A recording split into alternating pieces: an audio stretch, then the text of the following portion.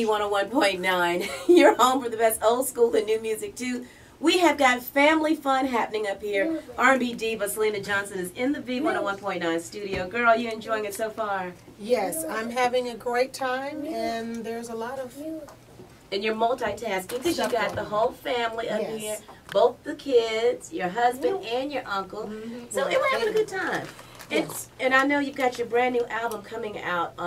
Sneak preview on Monday, early release. It's an early release. It'll be everywhere. Walmart, Best Buy, Target, everywhere. Online, of course, iTunes, Amazon, everywhere. Chapter 6, Couples Therapy. Chapter 6, Couples Therapy drops Monday. And, you know, with you having your whole family here trying to keep everything in balance, family, relationships, the job, the career. Let me ask you, with the album, I understand you have a song that kind of addresses being a boss. So tell me about that. Well, that was from my fifth chapter, chapter 5, Okay. Underrated, and it was called A Boss. And basically, it was saying that she was looking for a boss. Oh, looking for a boss. Yeah, she was but looking right for now, a boss. you are the boss, it looks like, for me. I am a boss. It's overwhelming. Is it? And if I can give it away to somebody, I would. But I would prefer, you know, I'm a homebody. You know, I like to be at home in my house and sitting down. So traveling a lot in different places is uncomfortable for me. Now, a tour is different because I'm on a bus and it's kind of like a straight, concentrated thing. But when you're releasing an album, you have to travel all over and do all kinds of different things all the time. And it's constant flying. So it's tough. And then leaving them is the worst part. So. And how old are your sons again? Well, this one's 7 and 3. 7 and 3. I have a 13-year-old stepson too, but he's in Chicago, so he's cool. But it's harder to walk away from, and then my husband. You know, it's harder to walk away from my family. My mom lives with me too. And let's talk about your family, your mom and your Chicago roots.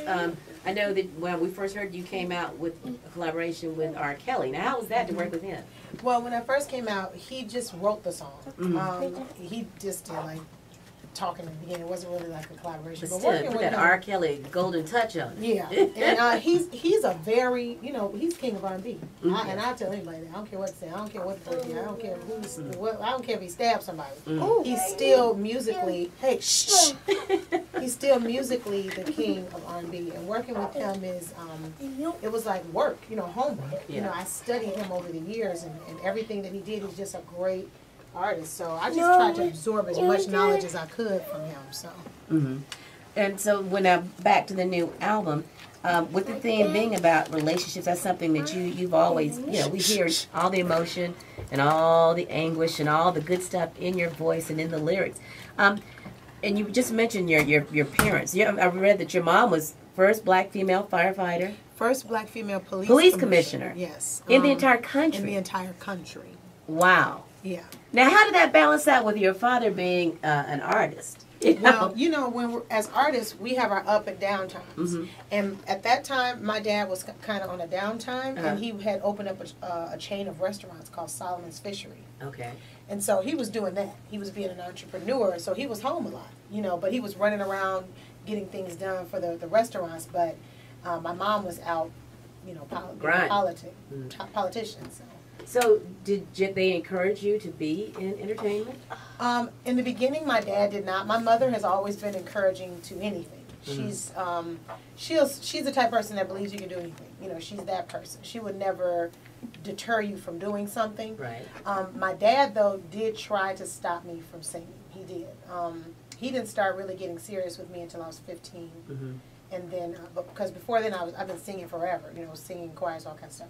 But at 15, he put me in the studio to record my first album, and I started going on the road with him and just writing for him and doing all kinds of stuff at 15. Wow. So with the new album, having started so early, how do you think music has changed? Because, you know, when you put out an album out back when you were 15 as opposed to now, you got to do all the social media, and like you said, you're handling so many things. Well, it's totally different. I didn't put my album out. I tried to shop it. Right. And it didn't work, and so then I went into another album. But back then, we used to sit through mixing sessions for hours and hours and hours. Everything is so much quicker, and you had to really get on the road, very grassroots, very chitlin circuit, and really work the streets. Like you had to do in stores. You had to do stuff. Like nowadays you can really not do anything and sit home and promote your entire album from the internet. And almost from your phone if you got a smartphone. Okay. And really, I did it with Acoustic Soul Sessions. I didn't do one thing for Acoustic Soul Sessions except say it's out and it's on iTunes. Wow. And so, you can really, based on, getting how popular you are on social media, you can really promote and use social media to its advantage. I love the fact that we have social media, actually, because it allows us to connect more with our fans. Right. We didn't get to have that before. Just like reality TV, R&B Divas is such a cool way to be able to connect with my fans or allow them to relate to me in a different way. So let